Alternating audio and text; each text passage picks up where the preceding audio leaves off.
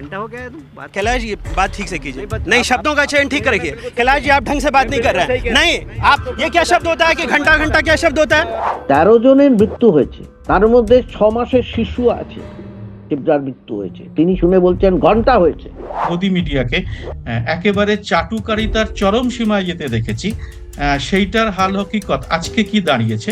আমাদের অনেক সিনিয়র সাংবাদিকরা তারা জেলে গেছে সেই আইন ভঙ্গ করে। এই সময় থেকে উনি প্রশ্ন করতে শুরু করলেন নরেন্দ্র মোদীর বিরুদ্ধে, ঠিক যেভাবে তিনি জানতে চাইতেন আগে বিপক্ষের কাছে। একদিকে অর্ণব গোস্বামী, ওদিকে অঞ্জনা ওম কশ্যপ, যারা যারা খুব সাংঘাতিকভাবে এদের ফেভারে সব সময় কথা বলেছেন, তারা বিরুদ্ধে চলে যাওয়াতে একটা মনে হচ্ছে একটা কোথাও এই যে তৃতীয় ব্যাখ্যাটা হচ্ছে কোথাও একটা পাওয়ার স্ট্রাগলও শুরু হয়েছে।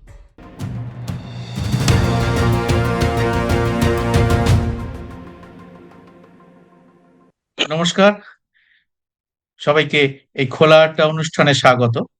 আমি সুব্রত বসু। আজকের অনুষ্ঠান শুরু করার আগে প্রথমে আপনাদের একটা ছোট্ট কয়েক সেকেন্ডের একটি ভিডিও ক্লিপিংস আগে দেখাবো। এই ভিডিও ক্লিপিংসটা আপনারা অনেকেই দেখেছেন, এটা ভাইরাল হয়েছে সমাজ মাধ্যমে। এটা মধ্যপ্রদেশের ইন্দোরে। আপনারা জানেন যে সেখানকার পৌর নিগমের সরবরাহ করা পানীয় জল, বিষাক্ত পানীয় জল খেয়ে 13 জনের মতো এখনো পর্যন্ত মারা গেছেন এবং কয়েক হাজার মানুষ অসুস্থ।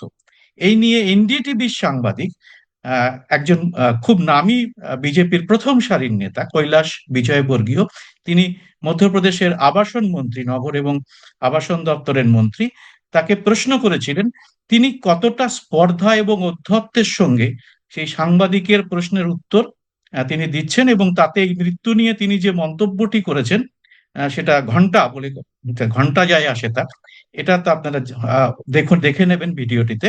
কিন্তু সেটা চেয়েও অনেকটা গুরুত্বপূর্ণ, সেই সাংবাদিক এনডিটিভির মতো একটি গদি মিডিয়া যেটা আদানিদের চ্যানেল, সেই সাংবাদিককে কুর্নিশ তিনি সঙ্গে সঙ্গে প্রতিবাদ করেছেন এই শব্দ প্রয়োগ নিয়ে। সেটাও আপনারা দেখে নিন প্রথমে। এই ভিডিওটা দেখার পরে আমরা মূল আলোচনায় ঢুকবো। बहुत सारे लोगों को अभी तक जो रिफंड की बात कही गई थी वो भी नहीं मिला कैलाश जी, और पीने के पानी की ठीक से व्यवस्था। छोड़ो यार, तुम फोकट प्रश्न मत पूछो। नहीं, फोकट नहीं, ये तो मैं तो वहाँ होकर आया हूँ। क्या क्या क्या घंटा हो गया है तुम बात कैलाश ये बात ठीक से कीजिए। नहीं, शब्दों का चयन ठीक रखिए। कैलाश जी आप ढंग से बात नहीं कर रहे हैं। नहीं, आप ये क्या शब्द होता है कि घंटा घंटा क्या शब्द होता है? आप, मैं तो जाऊंगा, लहजा इनको सुधारने का। ये इतने सीनियर मंत्री घंटा घंटा क्या बोलते रहते हैं? बात करने की तमीज नहीं है। हाँ, और क्या? तुम मत किया करो, ठीक है? तो क्या घंटा बोलेंगे? सवाल कर रहे हैं ना हम, वो जवाब दे रहे हैं। आपको क्या हो रहा है? वो हमारे लीडर है। तो घंटा बोलेंगे मुझे? वो हमारे लीडर तो क्या करेंगे? हमारे 10 लोग मर गए, हम पूछे नहीं सवाल? कुछ भी बोलोगे कि हमारे क्या लीडर पूछा है? बोले हमने गाली दी है क्या? जाओ अपना काम करो। ভিডিওটি আপনারা দেখলেন। আমাদের সঙ্গে আজকে এই নিয়ে আলোচনায় রয়েছেন গৌতম বন্দ্যোপাধ্যায়। গৌতম দা, আপনাকে এই অনুষ্ঠানে স্বাগত। গৌতম দাকে নিয়ে আমরা যে মিডিয়া নিয়ে আজকে আলোচনা করব, যে মিডিয়াকে আমরা গদি মিডিয়াকে আমরা গত কয়েক বছর ধরে একেবারে চাটুকারিতার চরম সীমায় যেতে দেখেছি, সেইটার হাল হকিকত আজকে কি দাঁড়িয়েছে, এইটা নিয়ে আজকে আমরা এই আমাদের আজকের খোলা আড্ডা অনুষ্ঠানে আলোচনা করব। গৌতম দা, আপনি এই যে আজকে ভিডিওটা আমরা দেখালাম সেখান থেকেই যদি আমরা আলোচনাটা সূত্রপাত করি, তাহলে আপনি আপনার মূল্যায়নটা কিভাবে করবেন? হ্যাঁ সুব্রত, প্রথমে তোমার সমস্ত দর্শককে আমার আন্তরিক অভিনন্দন বছরের শুরুতে। তুমি যেটা বললে, যে ভিডিওটা মানে দেখলাম বা দেখেছি বেশ সোশ্যাল মিডিয়ায় সাংঘাতিক ভাইরাল হয়েছে, বিভিন্ন জায়গায়, এমনকি টেলিভিশনেও সেটা দেখানো হয়েছে বিভিন্ন জায়গায়।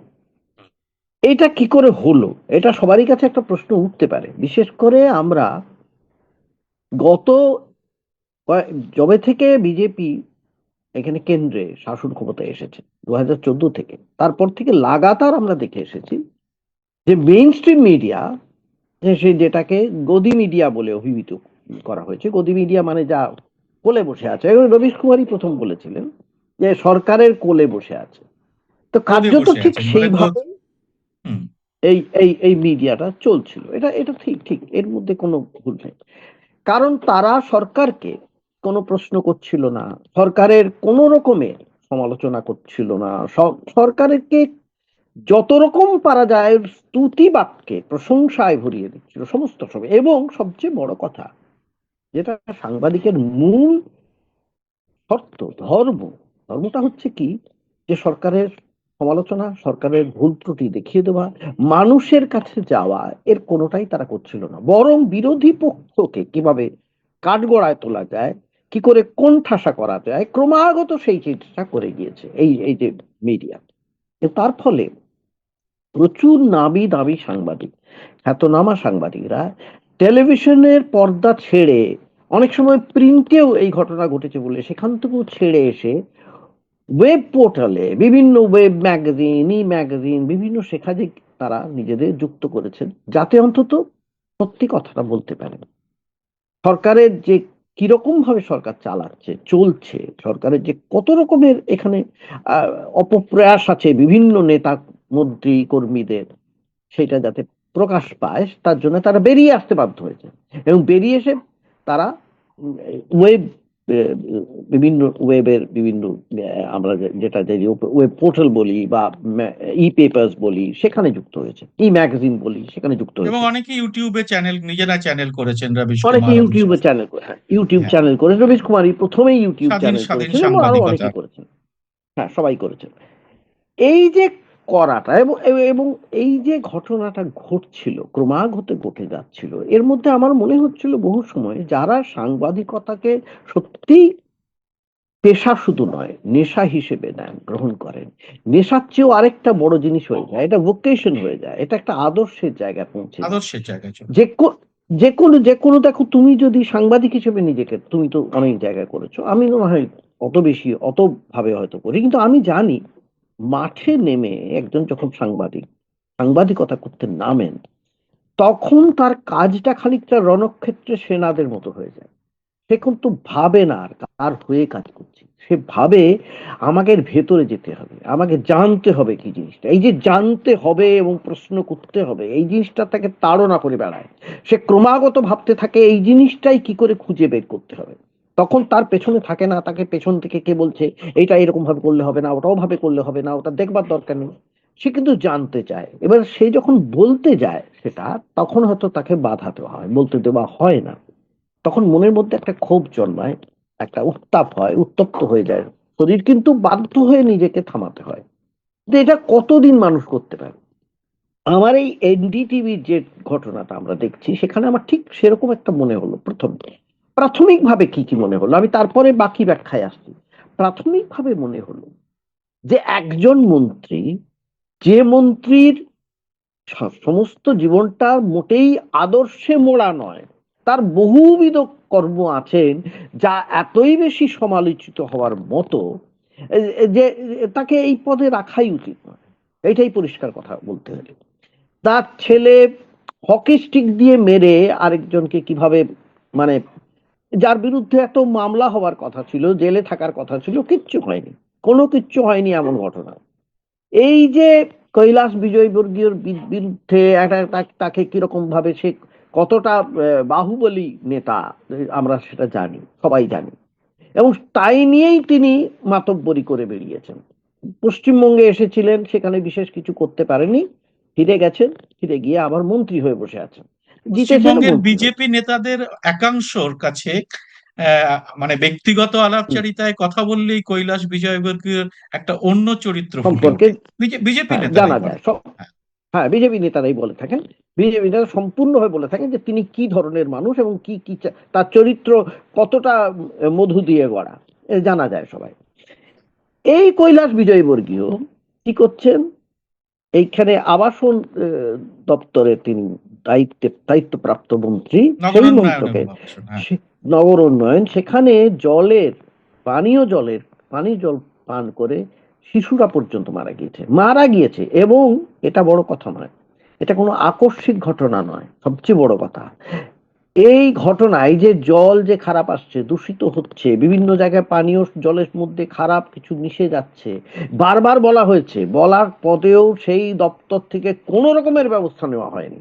কারণ তারা এত বেশি কমপ্লেসেন্ট মানে কি, আমি কিছু এসে যাবে না, আমরা তো জিতবো, আমরা তো এসেছি জেতবার জন্য, শাসন করার জন্য। এই যে একটা উদ্ধত্ত, সাংঘাতিক উদ্ধত্ত, এটা মানুষকে না সমস্ত যুক্তিবোধ, সমস্ত বিচার বোধ সমস্ত লুপ্ত করে দেয়।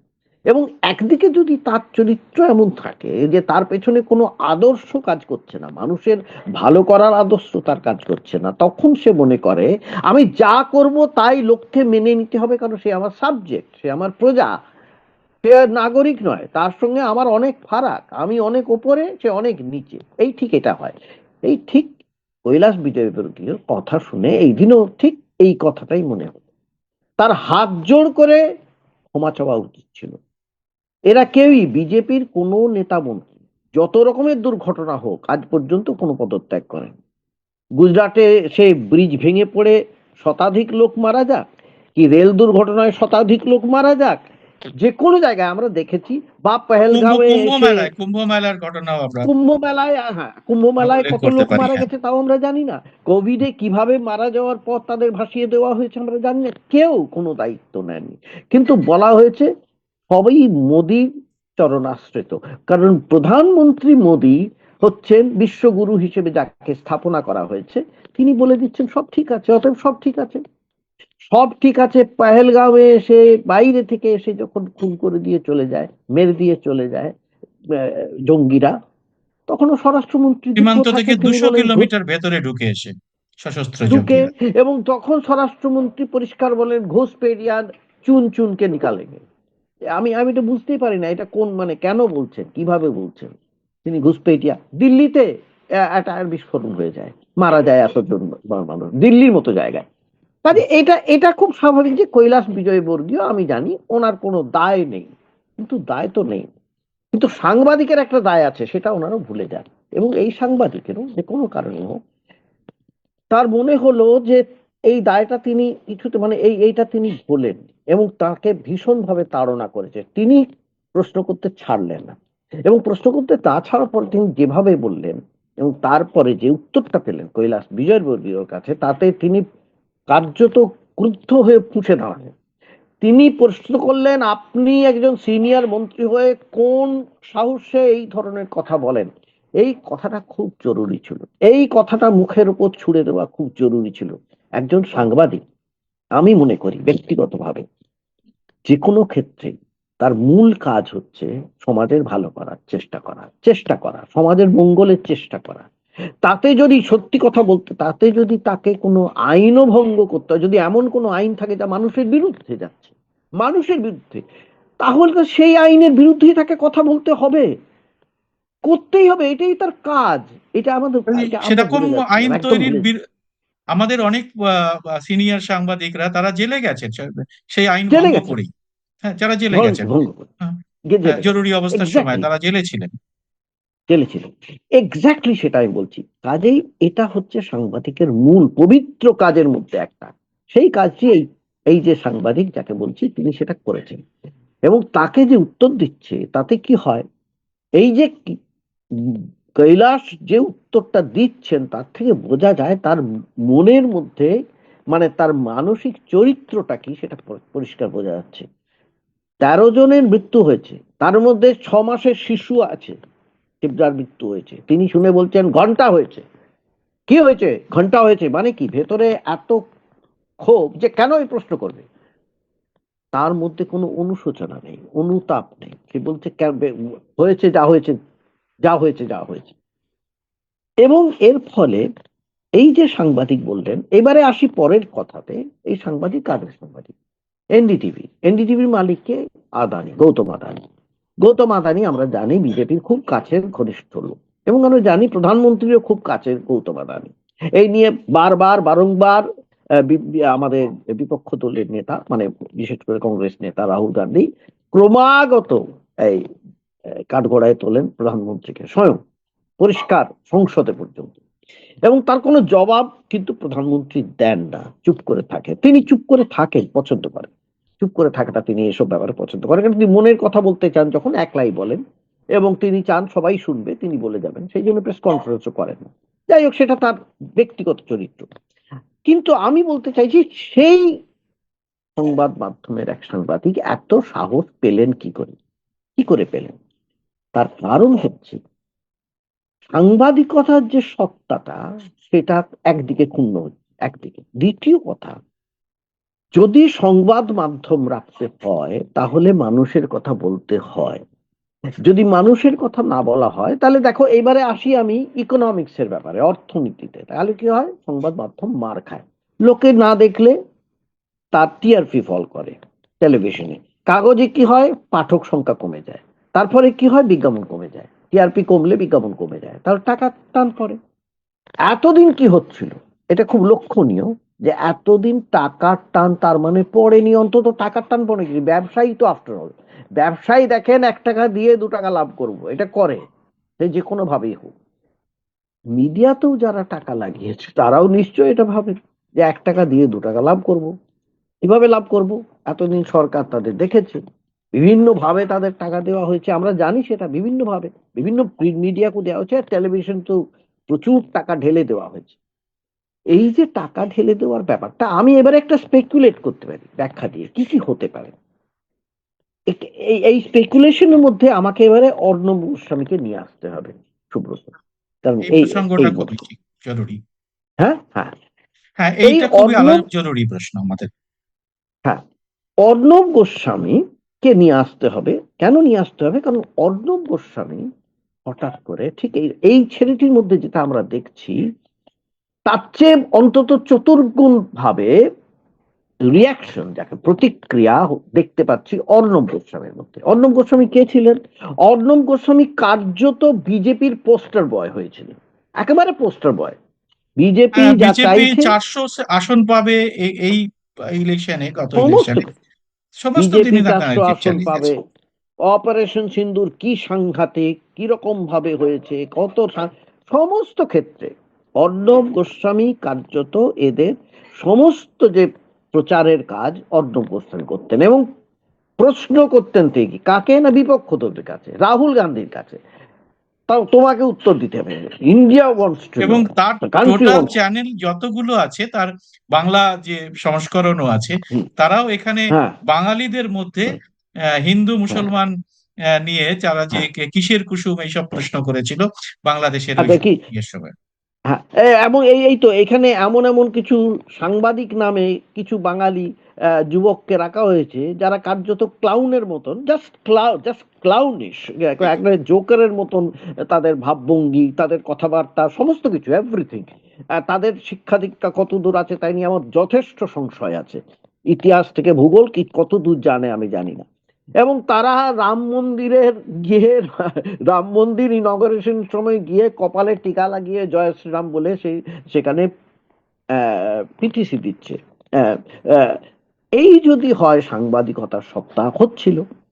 সেই অর্ণব গোস্বামী যবে ইন্ডিগোর ঘটনা ঘটলো, ইন্ডিগোর বিরাট ঘটনা ঘটলো, বসে গেল, ইন্ডিগো গেল না, কোথায় যাবে তার ঠিক নেই, প্রচুর মানুষ আটকে পড়লেন, বিমানবন্দরে আটকে পড়লেন, কি করে যাবেন, খাওয়া দাওয়া পর্যন্ত পাননি। এই সময় থেকে উনি প্রশ্ন করতে শুরু করলেন নরেন্দ্র মোদীর বিরুদ্ধে। মোদীজি, প্রধানমন্ত্রী মোদীজি জবাব দিতে হবে। এই জিনিসটা শুনে সবাই খুব চমকে গিয়েছিল, স্বাভাবিক, সবাই চমকে যাওয়ার কথা। কিন্তু সেখানেই তিনি থামেননি, তিনি তারপরেও পরপর বলে যাচ্ছেন। তারপরে চূড়ান্ত হলো, মানে ক্লাইম্যাক্সে পৌঁছলো এই যখন উন্নাবের ঘটনা ঘটলো। এই উন্নাবের ঘটনায় সেনগারকে যখন মুক্তি দেওয়া হলো হাইকোর্ট থেকে, তখন তিনি হঠাৎ করে সাংঘাতিকভাবে উঠে পড়ে লাগলেন কেন তাকে মুক্তি দেওয়া হবে। এই যে তাকে, সেনগারকে মুক্তি দেওয়া হবে কেন, উন্নাবের ধর্ষিতা মেয়েটি সে বিচার পাবে না, একদম এই প্রশ্নে তিনি জানতে চাইলেন সমস্ত কাছে, ঠিক যেভাবে তিনি জানতে চাইতেন আগে বিপক্ষের কাছে, শাসকের কাছে তিনি জানতে চাইছেন, যোগীজির কাছে তিনি জানতে চাইছেন। এটা মোদীজি নয়, যোগীজির কাছে। এরপরে তিনটে প্রসঙ্গ পড়ছি। ধুরন্ধর সিনেমা হয়েছে, সেই ধুরন্ধর সিনেমা নিয়ে তিনি বলছেন এটা একটা ফিকশনাল স্টোরি। সেই ফিকশনাল স্টোরি যেটাকে বলছেন সেখানে কিন্তু রিয়েল কাটিং আছে, অর্ণব গোস্বামীরও আছে সেখানে, দৃশ্য আছে, এবং সেখানে প্রচুর বাস্তবের মানে ছবি সেখানে দেখানো হয়েছে, কিভাবে কোথায় কি কি হয়েছে। আমি মানে একটা সিনেমাটা দেখিনি বাস্তব যদিও। চেহারা দেওয়ার চেষ্টা করা হয়েছে একটা ফিকশনাল স্টোরিকে।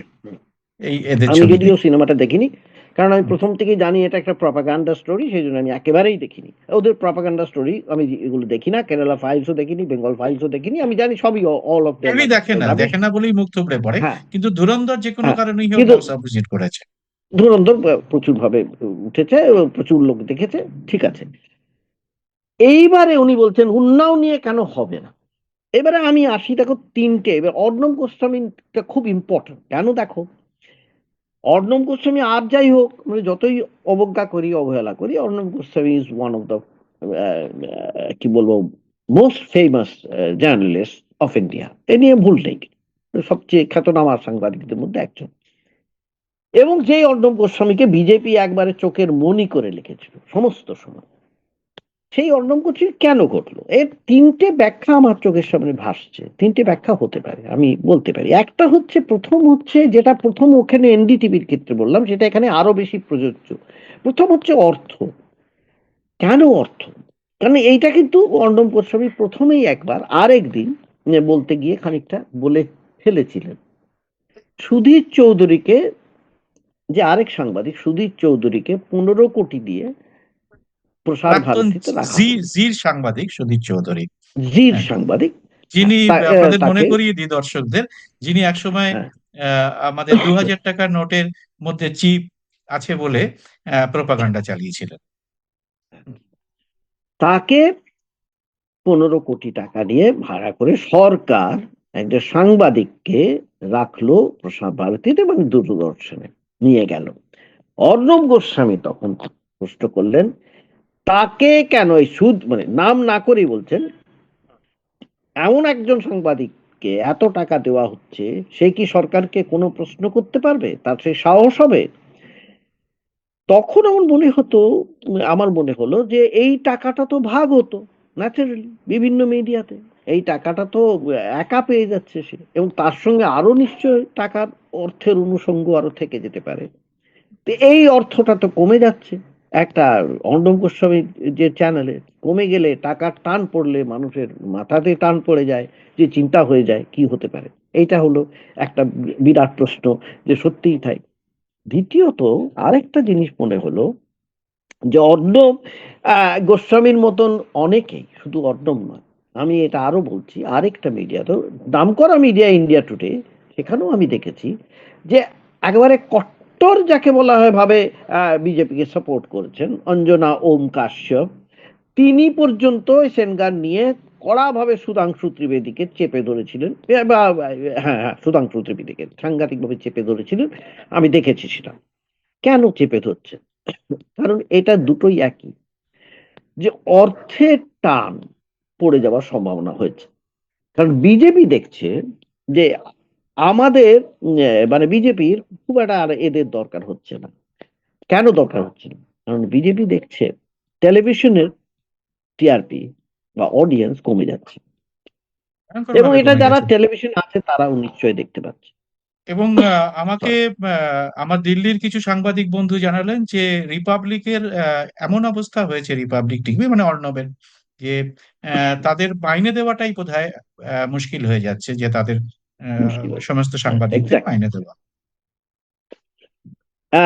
যেমন এমনকি আউটলুক পত্রিকা পর্যন্ত যে ছিল আগে, বা ইন্ডিয়া টুডে ম্যাগাজিন, এরাও প্রচুর টাকা আমি বিজ্ঞাপন পায় একটা সরকারের তথ্য কাছে। পেলাম, সেটা হচ্ছে যে আপনার এই কথাটা সমর্থনে, যে আগে যে আমাদের গোটা দেশের যে বিজ্ঞাপনের মার্কেট, যেটা সংবাদ মাধ্যমে যায়, হুম, টিভি হুম, এবং প্রিন্ট মিডিয়া, যেটা আগে প্রায় 2.25 লক্ষ টাকার একটা মার্কেট ছিল, আহ, হুম, যেটার মধ্যে 1 লক্ষ কোটি এখন চলে গেছে ডিজিটাল মিডিয়ায়, যেগুলো সোশ্যাল ডিজিটাল, মিডিয়ার বিভিন্ন ডিজিটাল মিডিয়া খেয়ে হ্যাঁ, নিয়েছে। হ্যাঁ, আর বাকি যে হুম, অংশটা রয়েছে সেগুলো নিয়েই সবাইকে সংবাদ মাধ্যম এবং টিভি চ্যানেলগুলোকে তাদের মধ্যে ভাগ হয়ে যাচ্ছে। তারপরে ভাগ বাটোয়ারা বিপুল করে দেওয়া হচ্ছে। বিপুল লস হচ্ছে। এবং যে সমস্ত কর্পোরেট মিডিয়া যেমন এনডিটিভি বা এদের পেছনে যেহেতু একটা অন্য ব্যাকিং আছে, তারা অন্য জায়গা থেকে হুম, লাভ করে এখানে চালায়, হুম, সেগুলো তারা কোনো মতে চালিয়ে নিতে পারছে। কিন্তু যাদের সে ব্যাকিং নেই, যেমন অর্ণবের এটা হুম, কোনো কর্পোরেট মিডিয়া সেইভাবে, তার অন্য ফাইন্যান্সার আছে,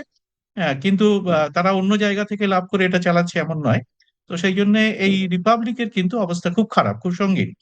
তার টিআরপি ফল করার সঙ্গে সঙ্গে তার বিজ্ঞাপনের ইয়েটাও ভীষণভাবে খারাপ হয়েছে। এরকম আরো কিছু মিডিয়া আছে।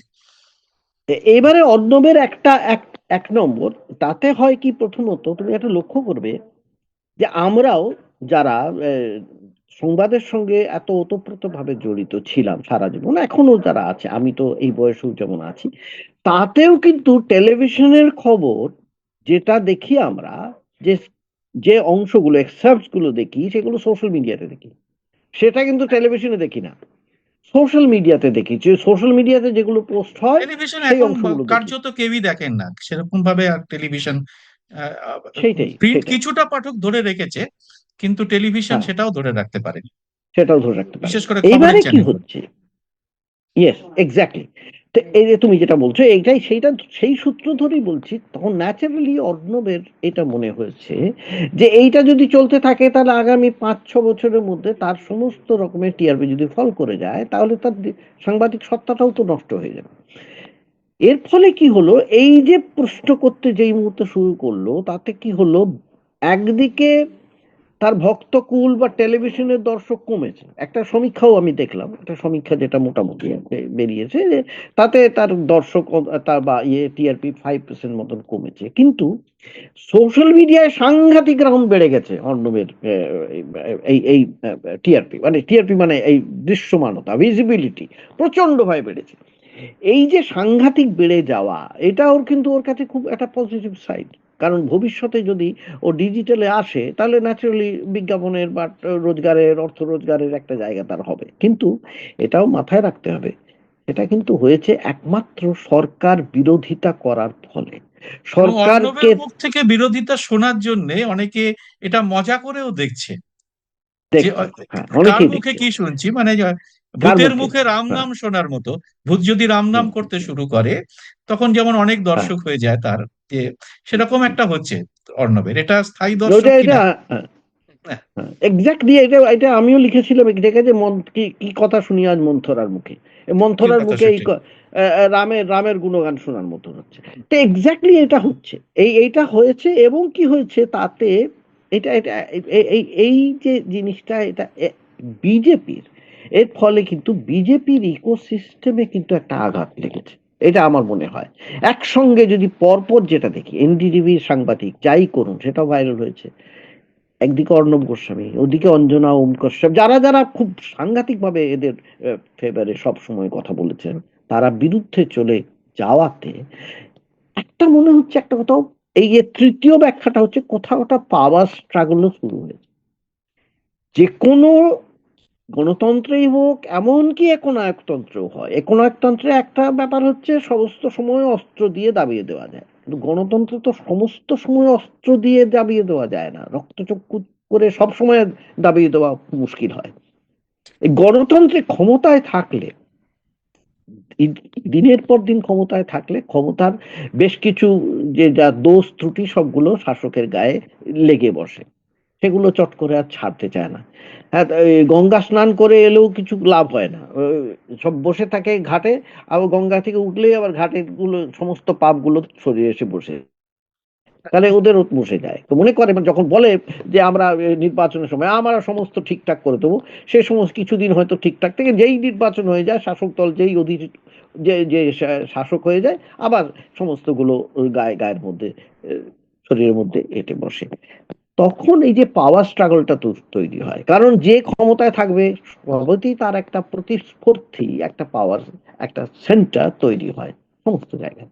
এখানেও সেটা আমার ধারণা তৈরি হয়েছে, এবং সেটা হয়েছে একদিকে প্রধানমন্ত্রী মোদির সঙ্গে যোগীর একটা যে খুব যে সম্পর্ক মধুর, তা নয়, আমরা জানি অনেকেই। অমিত শাহের সঙ্গেও তা নয়, এটাও আমরা জানি। যোগীর দুপাশে দুজন ডেপুটি চিফ মিনিস্টার বসানো আছে, এটা, এবং তাদের মধ্যেও ন্যাচারালি যোগীর পক্ষেই যে সমস্ত সময় মত যাবে, তা যাবে না। এবং এটা তো কংগ্রেস দল নয় যে ও মুখে উন্মুক্ত ভাবে বলে দিলাম, অন্তত খানিকটা বেরিয়ে গেল, যা বলবাটা বেরিয়ে গেল, আমি তাও নয়। গৌতম, তো একটা জিনিস আপনার কাছে জানতে চাইবো, সময় প্রায় শেষ হয়ে এসেছে আমাদের। তো হুম, একটা জিনিস জানতে চাইবো, যে আপনি যে ইঙ্গিতটা করলেন যে যোগী এবং মোদির যে বিরোধ, এবং সেখানে আরএসএস এরও একটা ভূমিকা আছে, সেখানে দাঁড়িয়ে এই যে আপনি বললেন অর্ণবের যে মূলত বিষোদ্গার, সেটা কুলদীপ সেঙ্গারকে নিয়ে। সেই কুলদীপ সেঙ্গারকে বলা মানে সেখানে যোগী রাজ্যের প্রশাসনকে বলা, মানে যোগীকে বলা, মোদির বিরুদ্ধে ততটা সরব না হওয়া। বরং গুজরাটে যখন ঠিক একই ইস্যুতে বিলকিস বানুকে ঠিক যেরকম ভাবে সেঙ্গারকে ছেড়ে দেওয়া হয়েছিল, ছেড়ে দেওয়ার কথা ভাবা হয়েছিল, এবং ঠিক একইভাবে তো বিলকিস বানুর ক্ষেত্রেও একই তাই হয়েছে, তার খুনি এবং দর্শকদের মালা পরিয়ে বের করে নেওয়া হয়েছিল। তখন অর্ণব সেটা নিয়ে কিছু বলেনি, আজকেও বলেনি, এখনো বলেনি। যখন সেঙ্গারের কথা বলছে তখনও কিন্তু সেটা বলেনি যে এদের নিয়েও সিনেমা করা উচিত। একই রকম ভাবে দেশে এখন সব থেকে বড় যে ঘটনাটি নিয়ে প্রায় দেশ উত্তাল, সেটা হচ্ছে উত্তরাখণ্ডের অঙ্কিতা ভান্ডারীর যে রহস্যময় খুন হওয়া, যাতে অভিযোগ করেছেন একজন বিজেপি নেত্রী যে তার সেখানে বিজেপির সব থেকে বড় নেতা দুষ্যন্ত রয়েছে, যার পেছনে, যিনি মোদির খুব ঘনিষ্ঠ।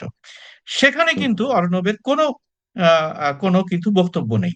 সেখান থেকে একটা সংশয় দিল্লির সাংবাদিক মহলেও আছে যে এটা একটা স্ক্রিপ্টেড খেলা হচ্ছে, একে লিখে দেওয়া হচ্ছে যে কোন কোন বিষয়ে কাকে কাকে তুমি আক্রমণ করতে পারো এবং কাকে কাকে আক্রমণ করবে না, এরকম একটা কিন্তু একটা আলোচনা হচ্ছে সাংবাদিক মহলে। তো যেহেতু অর্ণবের অতীতটাও অনেকটা তাই, তো এই ব্যাপারে আপনার কি মতামত? সময় প্রায় শেষ হয়ে এসছে, আমরা একটু ছোট শেষ করে। হয়ে এসছে। আমি দুটো তিনটে কথা বলে যাই। যে তুমি যেটা বলছো এটা একদমই, এটা না হওয়ার সম্ভাবনা কিছু নেই, এটা আমি বলতে পারি, না হওয়ার সম্ভাবনা কিছু নেই। আবার তো বললাম পাওয়ার স্ট্রাগলে, যখনই পাওয়ার স্ট্রাগল শুরু হয় তখন বিভিন্ন রকমের ইকুয়েশন কাজ করতে থাকে, এটা আমরা দেখেছি।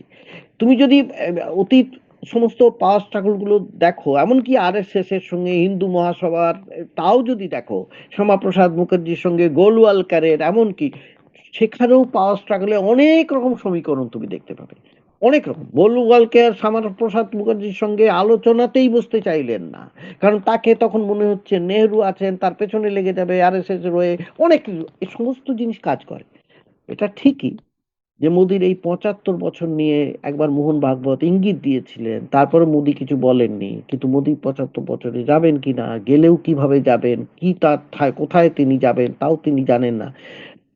আবার আরো একটা জিনিসও আছে এই সময়, যে এই করে যদি এই যে উত্তরপ্রদেশে যদি চেঞ্জ না করা যায়, উত্তরপ্রদেশে হোক বা যেখানেই হোক, হিন্দু ভোট যে আর সেভাবে নাও থাকতে পারে বিজেপির পাশে টোটালি যেমন ছিল, সেটাও কিন্তু একটা আন্দাজ করছে বিজেপির একটা বিরাট অংশ, এটাও আমি মনে করি।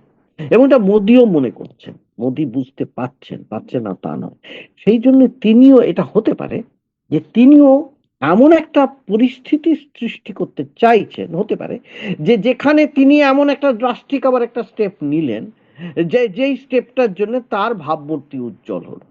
আর নতুন বিজেপি যাকে বলা হয়, নতুন বামফ্রন্ট যেমন হয়েছিল, নতুন ভারতীয় জনতা পার্টি, সেই রকম ধরনের একটা কিছু যদি করবার কথা পরিকল্পনা করেন, তিনি নিজে থেকে গেলেন একটা আরেকটা কিছু পজিশনে, কিন্তু সেটা হতেই পারে, না হওয়ার কিছু নেই। উত্তরাখণ্ড কেন, এই তো অর্ণব তো উড়িষ্যা নিয়েও কিছু বলেনি, অনেক কিছু জায়গায় নিয়ে, ওড়িশা নিয়ে বলেনি, এবং দেশের সব থেকে বড় সমস্যা নিয়ে তার মুখে কোনো কথা নেই, সেটা বেরোজগারি হোক, সেটা কর্মহীনতা হোক, সেটা অন্য নেই, কিন্তু যে এই সমস্ত কথা সমস্যা, হ্যাঁ, ইকোনমি নিয়ে কিছু একটা কথাও শেষ হবে। কাজেই এই তিনটে কথাই ওই জন্য আমি বলছি, কাজে এই কিন্তু গোটাটাই কিন্তু কোন দিকে নির্দেশ করে, পাওয়ার স্ট্রাগলের দিকে নির্দেশ করে। এই পাওয়ার স্ট্রাগলটা খুব ইম্পর্টেন্ট, সেটা আর সময় নেই আজকে, না হলে আমি বলতাম যে পশ্চিমবঙ্গের ক্ষেত্রেও কিন্তু সেটা আমি দেখতে পাচ্ছি, আমি সেই একটা জায়গা আমি সেটাও দেখতে পাচ্ছি, যে অমিত শাহকে এইখানে লাগিয়ে রাখা, যে জিততে হলে তোমাকেই জেতাতে হবে পশ্চিমবঙ্গ, না হলে তুমি নিজে ব্যর্থ প্রমাণ হবে। এইটা কিন্তু মনে রাখা দরকার, এইটা কিন্তু খুব ভালোভাবে মনে রাখা দরকার। ওই জন্য অমিত শাহ এসে এইভাবে আলাদাভাবে সাংগঠনিক বক্তব্য তাকে রাখতে হচ্ছে। তিনি সংগঠনের তো নন এখন, কিন্তু তাকেই স্বরাষ্ট্রমন্ত্রী হয়েও তাকেই এসে সমস্ত সংগঠন সামলাতে হচ্ছে। ভেরি ইম্পর্টেন্ট ইস্যু, এটা কিন্তু অনেকেই মাথায় রাখছে না। তিনি কেন করবেন? ওদের তো সাংগঠনিক আলাদা সমস্ত সমস্ত কর্তা ব্যক্তিরা আছেন, তিনি এটা করছেন, তাকে এটা করতে হচ্ছে। কাজে এই পাওয়ার স্ট্রাগলটা মোদি এবং শাহের মধ্যে যে হবে না একেবারেই, আমি বলতে চাইছি না, জানিও না, কিন্তু হবে না এটা কেউ বলতে পারে না। সেকেন্ড ম্যানের সঙ্গে ফার্স্ট ম্যানের বরাবর ইতিহাসে দেখেছি এই ধরনের একটা পাওয়ার স্ট্রাগল চলতে থাকে। আমরা আজকে মিডিয়ার মধ্যেই আলোচনাটা সীমাবদ্ধ রাখলাম এবং আপনারা যারা শুনলেন তাদের যদি মনে হয় যে ভবিষ্যতে যে অংশটা আমরা আজকে সময়ভাবে করতে পারলাম না, আমরা পরবর্তীকালে এটা করার চেষ্টা করতে, যেটা আমরা আপনারা শুনতে আগ্রহী, তাহলে আমরা অবশ্যই সেই সেই অংশটাও নিয়ে আসবো আমরা গৌতম দার সঙ্গে এরকম আরেকটি খোলা আড্ডার অনুষ্ঠানে। গৌতম দা, আপনাকে অনেক ধন্যবাদ, আপনি মূল্যবান সময় দিলেন আজকে আমাদের এই অনুষ্ঠানের জন্য। আপনারা যারা এই অনুষ্ঠানটা শুনলেন তারা অবশ্যই আপনাদের কেমন লাগলো আপনারা কমেন্ট বক্সে জানাবেন, এবং সেই সঙ্গে আমাদের এরকম কাজ করার জন্য আরো উৎসাহ যাতে আমাদের বাড়ে সেই জন্য আমাদের এই চ্যানেলগুলোকে, আমার এই চ্যানেল এবং গৌতম ব্যানার্জি অফিসিয়াল চ্যানেলটিকে যদি সাবস্ক্রাইব করেন, তাহলে আমরা আমাদের আরো বেশি এই ধরনের কাজ করার জন্য আমরা আপনাদের কাছ থেকে অনেক উৎসাহ পাবো।